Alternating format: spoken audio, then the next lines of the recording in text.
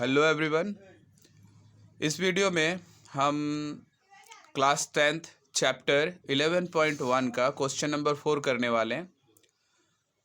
तो हमें क्या करना है, 8 सेंटीमीटर आधार तथा 4 सेंटीमीटर ऊंचाई का एक समद्विबाहु त्रिभुज की रचना करनी है और फिर इसके ही समरूप 3/2 गुनी एक अन्य त्रिभुज की रचना करनी है। ठीक है, ये 3/2 नहीं था, ये एक्चुअली में मिक्स फ्रैक्शन में दिया हुआ था कुछ ऐसा 1 1 2। तो इसको सॉल्व कर दिया है मैंने 3/2। तो चलो रचना करते हैं। सबसे पहले आधार बनाना है 8 सेंटीमीटर का। तो आप स्केल ले लें। स्केल की मदद से सबसे पहले 8 सेंटीमीटर का एक आधार बनाएं।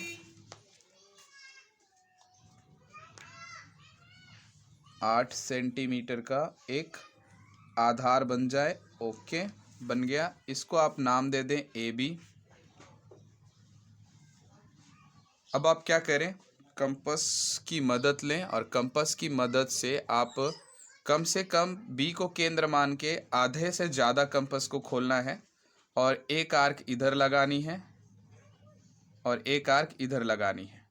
वापस वही काम करें आप। अब की बार A को केंद्र मान लें। आपका कंपास आधा से ज़्यादा होना चाहिए, जैसा कि मैंने पहले ही नापा था, यानी हाफ पॉइंट को पार करता हो।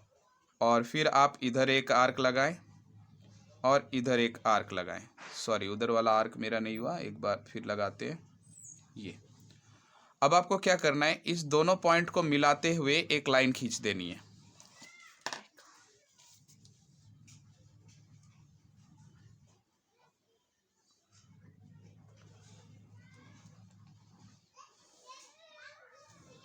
ठीक, अब क्या करना है, आपको कंपास की मदद लेनी है और 4 सेंटीमीटर, क्योंकि दो समबाहु त्रिभुज 4-4 सेंटीमीटर के होने हैं, तो आपको 4 सेंटीमीटर नाप लेना है स्केल में कंपास की मदद से।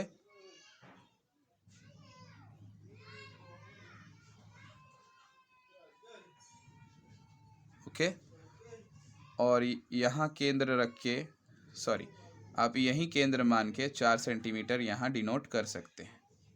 तो थोड़ा सा और बढ़ाना पड़ेगा हम लोगों को लाइन को।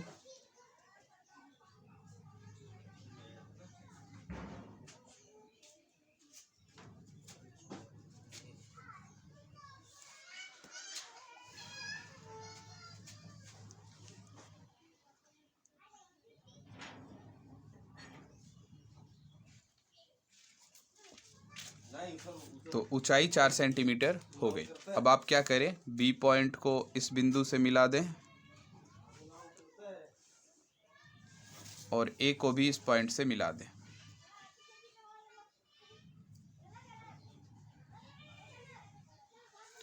ये आपका पॉइंट C तैयार हो गया। हमने 8 सेंटीमीटर आधार वाली, इस आधार का लंबाई क्या है 8 सेंटीमीटर, और 4 सेंटीमीटर ऊंचाई वाली एक समद्विबाहु त्रिभुज की रचना करी। ये समद्विबाहु त्रिभुज है।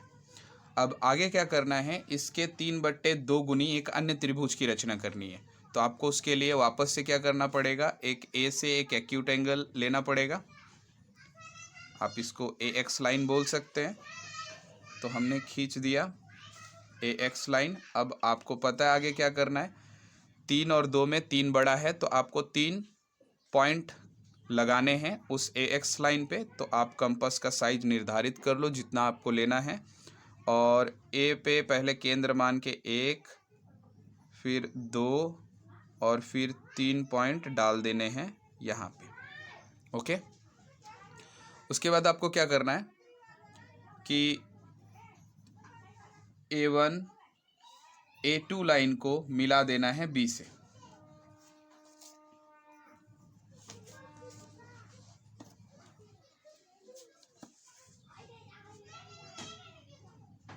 A2 पॉइंट को आपको मिला देना है पॉइंट B से। ठीक, इसके बाद आपको थोड़ा पॉइंट B को भी एक्सटेंड कर लेना है।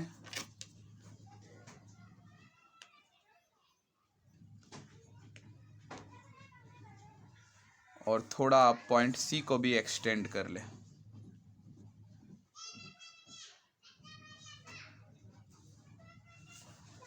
फिर आपको अपने कंपास की मदद लेनी है। कंपास लें, A2 पॉइंट पर किसी भी निर्धारित साइज पे कंपास को लेके आप एक आर्क मारेंगे।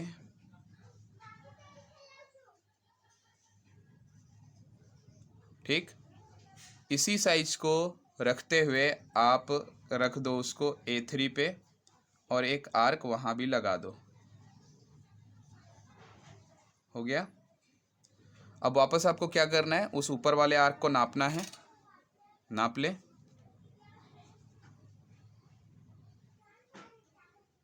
और यहाँ रख के जहाँ से आपने आर्क मारना शुरू किया था उस पॉइंट पे रख के, ठीक है, आपको एक आर्क इधर लगा देना है। सॉरी, फिर से आर्क को थोड़ा लंबा खींचना पड़ेगा, इधर वाला बड़ा हो गया, रुको, सेम साइज पे।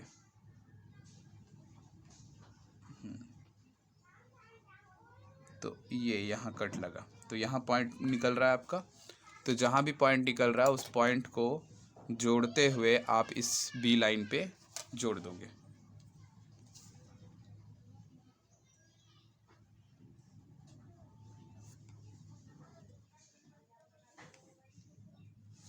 ये हो गया, डन। अब आगे का प्रक्रिया, वापस से आपको कंपास लेना है। ठीक, इस जगह पे अपने साइज के अनुसार रख के, सॉरी यहाँ नहीं, पॉइंट बी पे रख के एक आर्क लगाना है, और फिर यही काम आप इस पॉइंट पे रख के रिपीट करेंगे। डन। उसके बाद आपको पता है क्या करना है, इस आर्क को नापना है।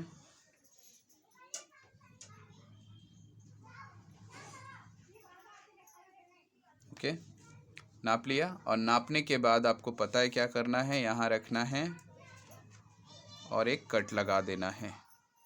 जहाँ पे भी आपका कट लग रहा है उससे इस लाइन को सी से मिला देना है।